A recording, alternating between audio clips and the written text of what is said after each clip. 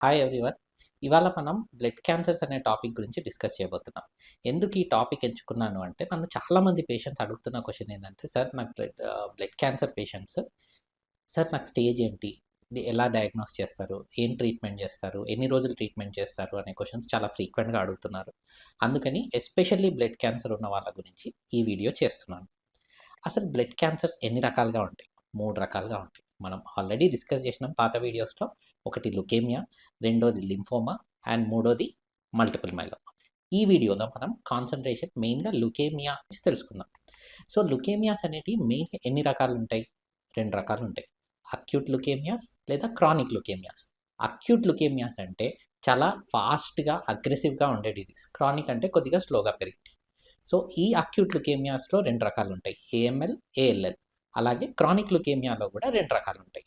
CML, సీఎల్ఎల్. మనం ఇవాళ టాపిక్‌ని ఎస్పెషల్లీ అక్యూట్ లుకేమియాస్ గురించి డిస్కస్ చేద్దాం. ఈ అక్యూట్ లుకేమియాస్‌లో ఏఎంఎల్, ఏఎల్ఎల్ ఇవి రెండిట్లో ఏదైనా గానీ వీటిలో స్టేజ్ అనేది ఉండదు. ఎందుకంటే బ్లడ్ బాడీ మొత్తం ఉంటుంది. దానికి స్టేజింగ్ చేయడం అనేది కరెక్ట్ కాదు. మరి ఎలా దీన్ని డివైడ్ చేస్తారు? ఎలా గ్రూప్స్ చేస్తారు అంటే రిస్క్ స్ట్రాటిఫికేషన్ అంటాం. Risk grouping. ఈ రిస్క్ గ్రూపింగ్ అనేది మనం బేసిక్‌గా కొన్ని జెనెటిక్ టెస్ట్ ద్వారా చేస్తాం. సో, స్టాండర్డ్ రిస్క్ అని, ఇంటర్మీడియేట్ రిస్క్ అని, లేదా హై రిస్క్ అని చెప్పేసి డివైడ్ చేస్తూ ఉంటాం. ఇప్పుడు బ్లడ్ క్యాన్సర్స్ అసలు ఏఎంఎల్ గానీ, ఏఎల్ఎల్ గానీ ఎలా డయాగ్నోస్ చేస్తారు అంటే, బోన్ మ్యారో ఎగ్జామినేషన్ గానీ, లేదంటే బ్లడ్‌లో నుంచి గానీ, ఫ్లో సైటోమెట్రీ అనే టెస్ట్ ద్వారా కన్ఫర్మ్ చేస్తారు. ఇది కన్ఫర్మ్ చేసిన తర్వాత నెక్స్ట్ స్టెప్ రిస్క్ గ్రూప్ చేయడం. రిస్క్ గ్రూప్ అంటే ఎలా చేస్తారు అంటే, సైటోజెనెటిక్స్ లేదా మాలిక్యులర్ స్టడీస్ లేదా నెక్స్ట్ జనరేషన్ సీక్వెన్సింగ్ అనే హై ఎండ్ ఇన్వెస్టిగేషన్స్ యూజ్ చేసి దీన్ని రిస్క్ గ్రూప్స్‌గా మారుస్తాం. ఈ ఏఎంఎల్‌లో మనం చెప్పినట్టుగా ఫస్ట్ బోన్ మ్యారో చేసి డయాగ్నోసిస్ వచ్చిన తర్వాత నెక్స్ట్ స్టెప్ రిస్క్ గ్రూపింగ్ పెట్టుకుంటాం. ఐదర్ స్టాండర్డ్ కానీ, ఇంటర్మీడియట్ కానీ, హై రిస్క్ గ్రూప్స్ కింద డివైడ్ చేసుకుంటాం. ఒకవేళ పేషెంట్ యంగ్ పేషెంట్ ఫిట్‌గా ఉన్నాడు అనుకుంటే వీళ్ళకు ఫస్ట్ మంత్‌లో ఇండక్షన్ కీమోథెరపీ అని ఇస్తాం. అది జనరల్‌గా 7+3 రెజిమెన్ ఇస్తాం. లేదా ఏమన్నా టార్గెటెడ్ ఏజెంట్స్ ఉంటే ఆ టార్గెటెడ్ ఏజెంట్స్ కూడా ఇవ్వడం జరుగుతుంది. 1 మంత్ తర్వాత వీళ్ళకి bone marrow examination, MRD test చేసి క్యాన్సర్ అనేది తగ్గిందా? తగ్గలేదా? అని చూస్తాం. ఒకవేళ తగ్గినట్లయితే నెక్స్ట్ కన్సాలిడేషన్ ట్రీట్మెంట్ ఇవ్వాలి. ఈ కన్సాలిడేషన్ ట్రీట్మెంట్ అనేది స్టాండర్డ్ రిస్క్ పేషెంట్‌లో కీమోథెరపీ మాత్రమే ఇస్తాం. ఇంటర్మీడియేట్ అండ్ హై రిస్క్ గ్రూప్‌లో ఉన్న వాళ్ళకి బోన్ మ్యారో ట్రాన్స్‌ప్లాంటేషన్ సజెస్ట్ చేస్తాం. ఈ మధ్య కాలంలో ఒకవేళ క్యాన్సర్ అనేది తిరిగి వచ్చినట్లయితే వీటికి ఒక్కొక్క పర్సన్‌కి ఒక్కొక్క రకంగా దీన్ని డీల్ చేయడం జరుగుతుంది. పేషెంట్ ఫిట్‌గా లేడు, ఓల్డ్ ఏజ్‌లో ఉన్నాడు. వీళ్ళకి కూడా సేమ్ ఇదే ట్రీట్మెంట్ ఇస్తారా అంటే వాళ్ళు తట్టుకోలేరు. ఇది చాలా స్ట్రాంగ్‌గా ఉంటుంది ట్రీట్మెంట్. సో, అందుకని చెప్పేసి వీళ్ళకి అజాసైటిడిన్ లేదా వెనిటోక్లాక్స్ విత్ టార్గెటెడ్ ఏజెంట్స్‌ని కలిపి ఒక లైఫ్ లాంగ్ వాళ్ళు బ్రతికున్నన్ని రోజులు వాళ్ళకి లైఫ్ ప్రొలాంగ్ చేయడానికి ట్రై చేస్తాం.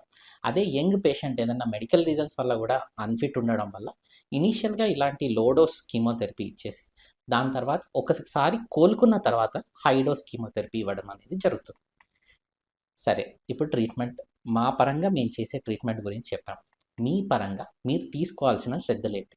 అసలు మెయిన్‌గా ఈ బ్లడ్ క్యాన్సర్‌లో మెయిన్ ప్రాబ్లమ్ ఏంటి అంటే ఇన్ఫెక్షన్.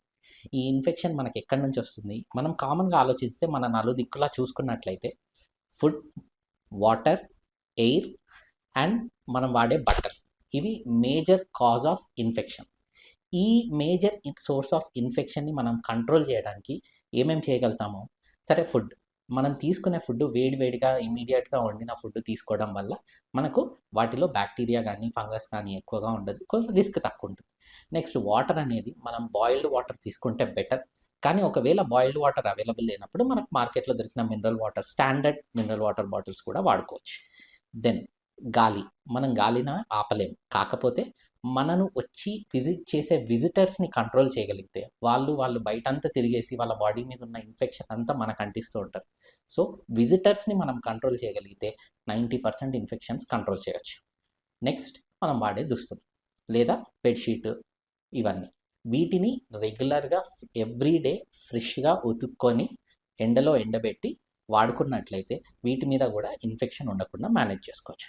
సో, క్యాన్సర్ ట్రీట్మెంట్ మాకెంత ఇబ్బందికరంగా ఉంటుందో కానీ, దాన్ని నుంచి వచ్చే ఇన్ఫెక్షన్స్ కంట్రోల్ చేయడం మాకు చాలా ఇంపార్టెంట్. ఎందుకంటే majority of the patients serious అవ్వడానికి కారణం ఏంటి అంటే ఈ ఇన్ఫెక్షన్సే. సో మేము కలిసి దీన్ని కంట్రోల్ చేయగలిగితేనే అవుట్కమ్స్ అనేటివి బాగుంటాయి.